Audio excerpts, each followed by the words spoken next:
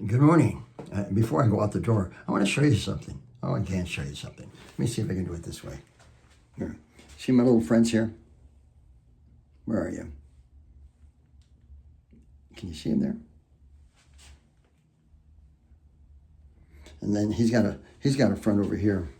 Let me see how well you can see this guy here.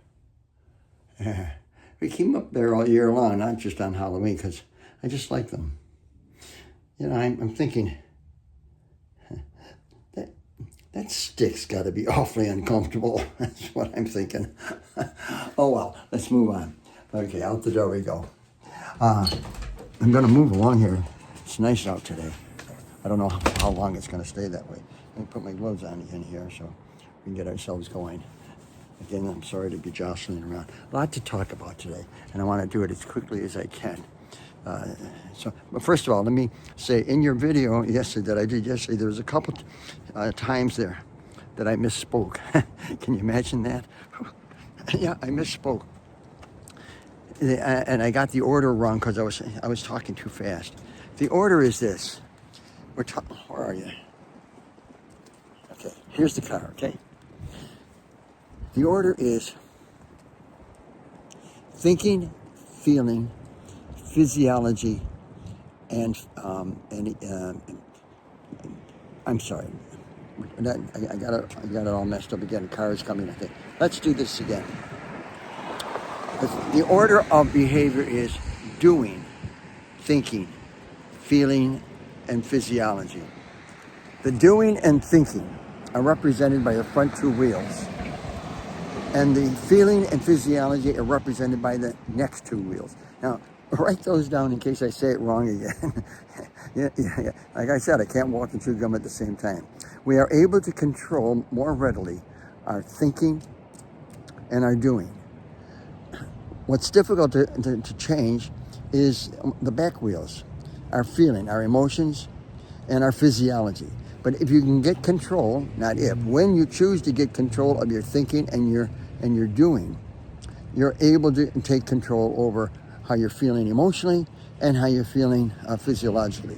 Now, I'm saying that to you so that you've heard it, write it down. If you hear me say anything other than that, I'm wrong. Again, imagine that too. So, anyways, good morning. I always get nervous saying good morning to young ladies, because you never know how that's being interpreted. Well, anyways, let's not even go there. All right, here's what I want to talk to you about.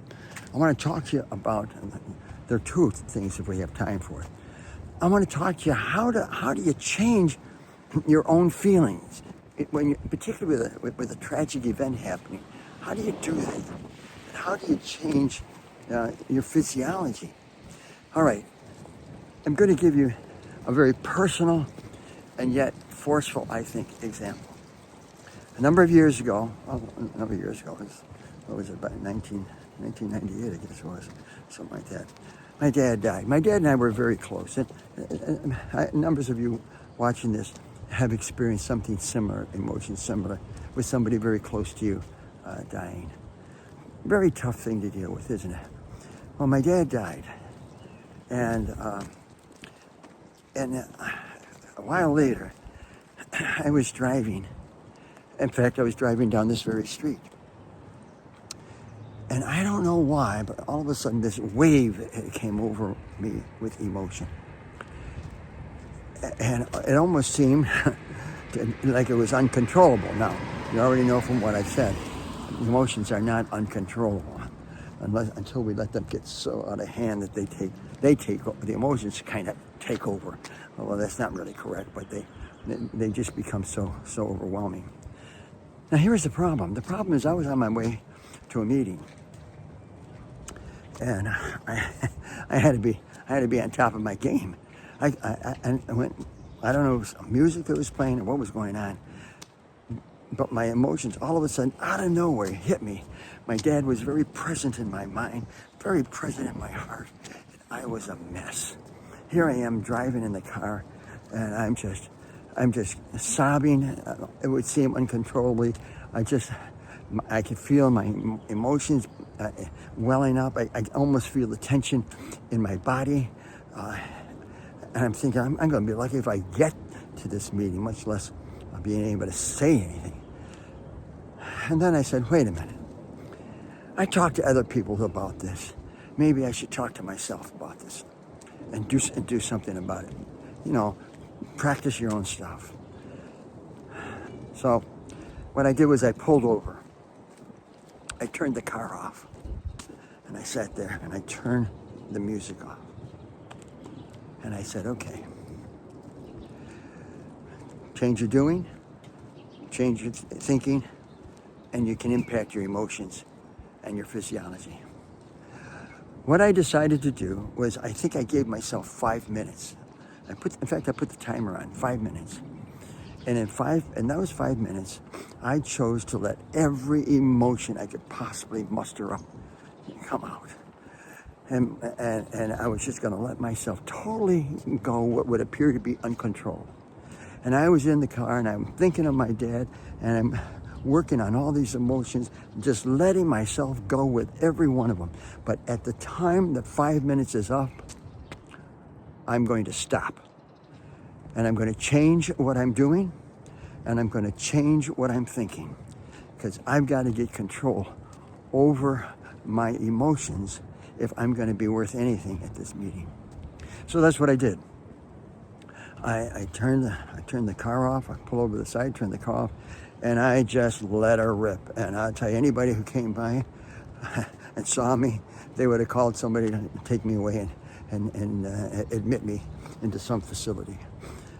But I let everything out, every feeling I had, every feeling of helplessness, of abandonment, loss, all of that, and just let it go. The alarm went off 5 minutes later. 5 minutes later, I said, okay, I'm done. I did it, I'm done. Changed what I'm doing. I turned on some really good music, some happy music, took a couple of deep breaths, started thinking of the meeting, what I was going to be doing at this meeting, how I was going to present things at this meeting, and I had my mind focused on that, and I was fine. I was perfectly fine and ready for the meeting. Why? Because I took charge. I took charge of me and my emotions, rather than let my emotions take charge of me. You know, I'm going to turn around here. It's getting really cold again here. God, I love Buffalo, huh? So anyways, I'm going to turn back around. Okay, that's one scenario I want to tell you about. And next time you're feeling all welled up with emotions, abandonment, all of that kind of stuff, take control, and you can do that. You really can do that. In the most difficult of scenarios, you can do that. In very, very difficult scenarios, it'll be very, very difficult to take control.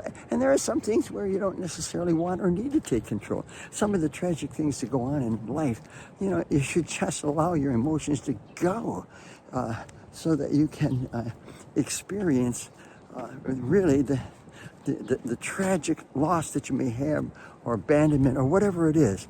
Give yourself permission to do that. There's nothing wrong with that. There's nothing wrong with letting your emotions express. I mean, you'll prevent getting things like ulcers. There's a physiology of what happens when you don't take charge of your emotions. That's one physiology. All right, let's go to the next point I want to mention. There are two emotions that we have that clearly indicate we don't have control. When you get angry, when I get angry, and when I'm afraid. At the root of anger and at the root of fear is a sense of no control. So how do you correct that? You take control. That's how you correct that. Like you said, easier said than done. Oh, that wind is whipping up. Oh, that's one thing I don't have control over. Well, that and some other things too. So what do? When you're feeling angry, and it's appropriate to be angry on certain situations that are going on in your life, or, you know, in your locality, in the world, it's very appropriate. Why is it appropriate? because there are things over which we have no control. You know, what goes on in the government, I don't have the control I'd like to have, although I do have a certain amount of control. I have the control and the right to vote. That's the power that I have, although some would like to take that away. Anyways, that's another conversation. So when I'm feeling angry, my first question would be, what is it over which I feel that I don't have any control, that I don't have any control? So what's the solution to that? Figure out a way to gain control. What's the plan? You don't have control. So what are you going to do about it? What's the problem and what's the plan to resolve it? The next thing is fear. When I am afraid, I'm afraid because I don't have control over the situation. I don't know what to do. I'm fearful of the impact and the results that's going to happen if this scenario plays out. So, what did we learn today? We learned by a personal example how we can take charge of our emotions when when they become so difficult for us. Then what we can do is we can stop what we're doing. Notice I said stop. That's a changing our doing, and change our thoughts. Think of things that are happy, or whatever it is, but change those, and then and first of all, give yourself permission to experience those. And then the other thing, and it really gets more and more difficult to think and walk at the same time. Anyways, so what should I do? Stop and think. That would be a good example, huh?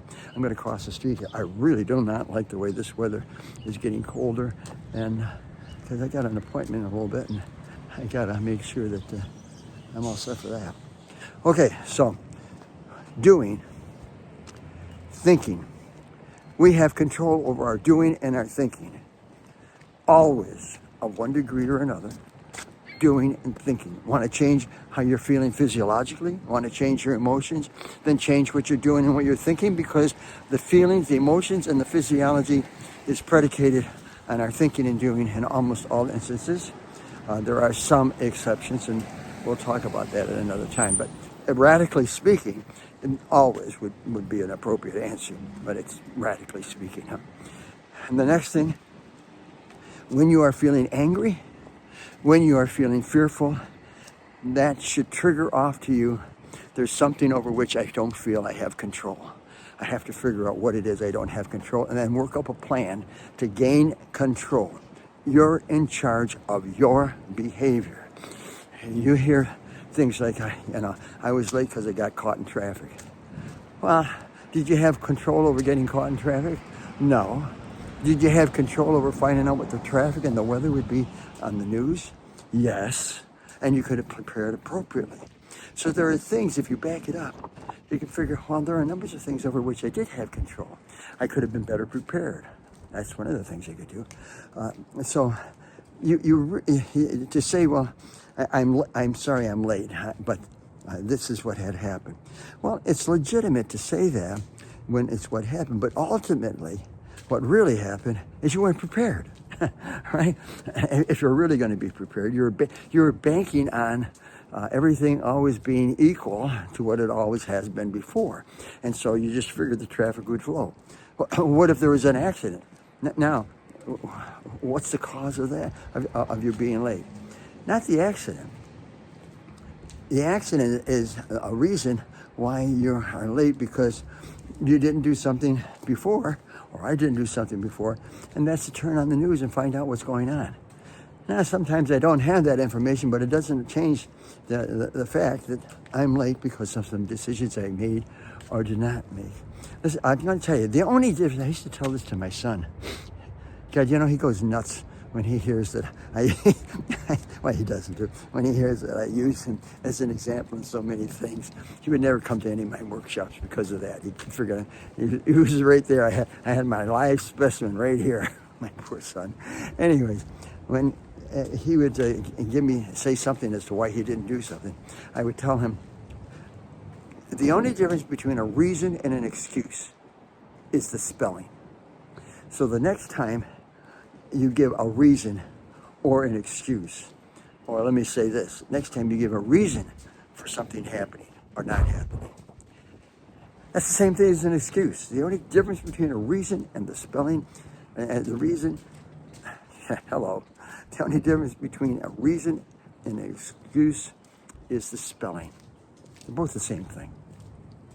Some of you, I'm sure, are going to disagree with me, but you know what? That's okay. That's perfectly fine. You're entitled to your view, right? And might your view be different than mine? Yeah. And you know what? That's okay too. We can talk about that. And I can walk away still feeling good about what I said.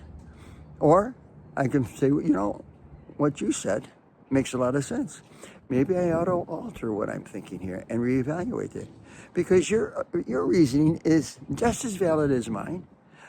From whatever perspective we're saying that, and that's what we need to look and examine the perspective. Listen, it's getting a little on the cool side. I'm taking off, and I will. Oh my Lord, I'll talk to you tomorrow. Bye for now.